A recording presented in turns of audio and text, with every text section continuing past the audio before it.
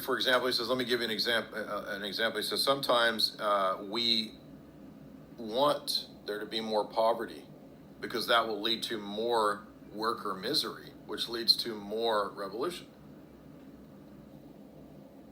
And so one gets a vicious circle. Strikes, more hunger, more inflation, more hunger.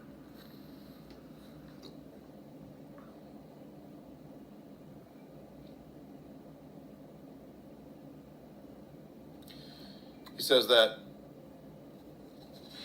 there's a response from Gabriel. He says, well, with the exception of the strikes, this all takes place at the expense of the surplus value out of capitalism. Trotsky says, you are speaking theory, pure theory. Between you and I, take any handbook concerning the economics of any country, and if you divide the rents and the total income by those receiving wages and salaries, you will see that an extraordinary result emerges. The result is that the most counter-revolutionary fact, and we must keep this a complete secret, he says, is that the abolition of ownership almost always then remains with a dividend, which is a debit for the proletariat. In other words, the revolution always ends up costing the workers.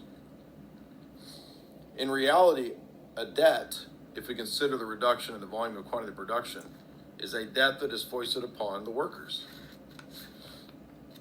And so he says the more strikes, the more destruction, the more chaos. It doesn't hurt the capitalist elite, it hurts the workers. And he says that we're absolutely fine with that because that's the secret to how the revolution continues. More and more misery.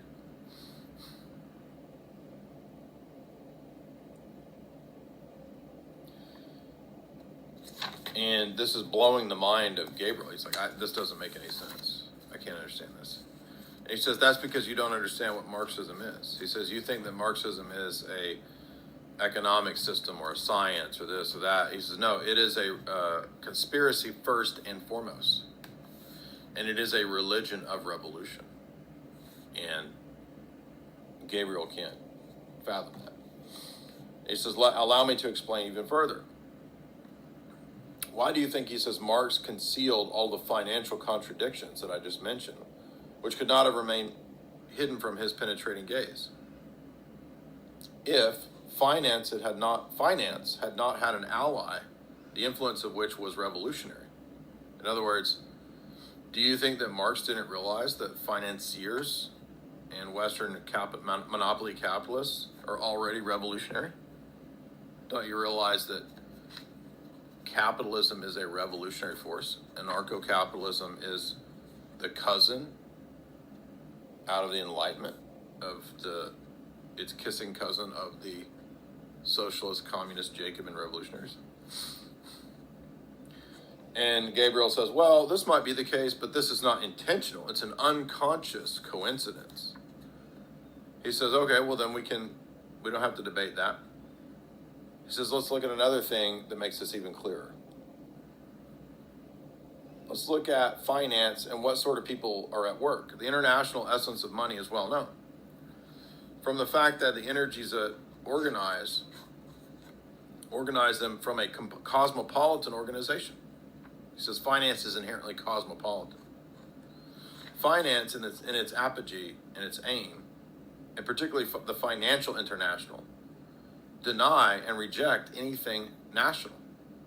In fact, they do not recognize the state.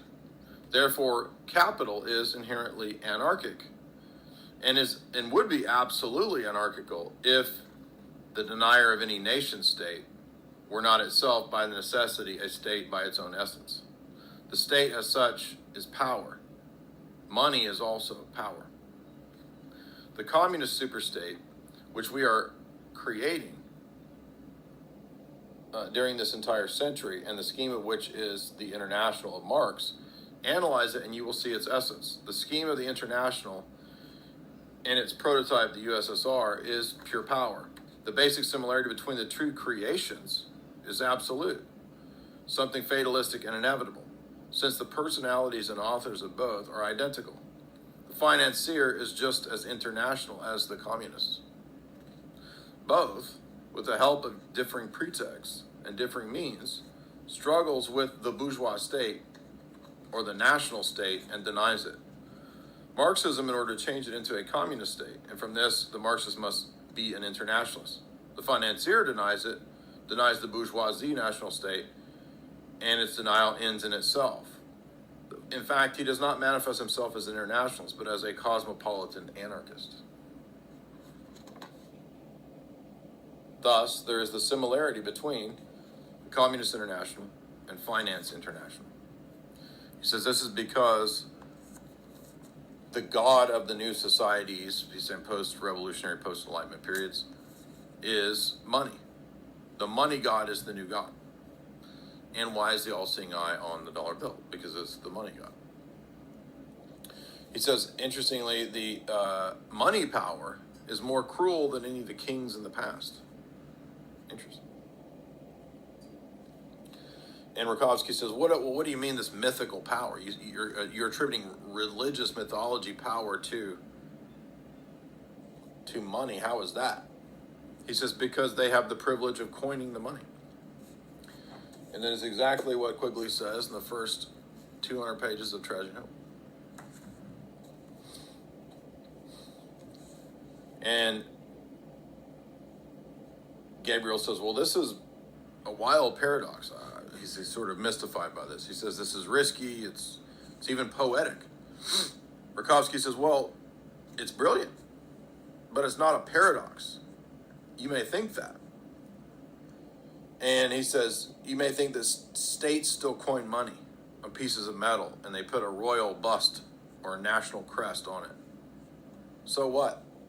The great part of the money that circulates is money for big affairs and represents national wealth. Money, yes, money, is being issued by a few people, but it's not the people that you think.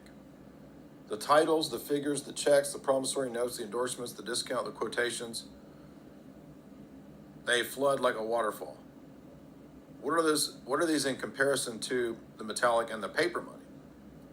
And then he goes on to say that in the face of the growing flood of the all-flooding financial money, he says ultimately money goes back to the banks that issued the money. And the banks that issue the money are not state banks, he's saying. He says that the money system that's out there in the public use is based on financial monies that are credit money. So it's not actual money, it's fake money. Fiat. He says these are figures, abstractions. They're based on credit, based on faith. Do you not understand? It is fraud, false money. Banks, stock exchanges, the whole world financial system is a giant machine for the purpose of bringing about unnatural scandals, according to Aristotle's expression, to force money to produce money, aka usury. So it's a giant debt-based usury fiat system. So he's giving him a lecture in the exact same thing that Quigley says in the first 200 pages here. And basically explaining the Federal Reserve System, right? And he says that it's all based on shams and interest, and then more and more shams and more money printing, and this is where we get inflation. And the money's all fake. And he says, bear in mind the system I'm describing is one of the most innocent among those used for the fabrication of money. Imagine, if you can, a small number of people having unlimited power over the possession of real wealth, and you'll see that they are the absolute dictators of the stock exchange. And they will also be the dictators of production and distribution and work and consumption. If you have enough imagination, then you can multiply this by the global factor, and you will see that it is anarchical. You will see its anarchic moral social influence. It is revolutionary. Do you not understand? In other words, the fiat money system itself is the revolutionary system.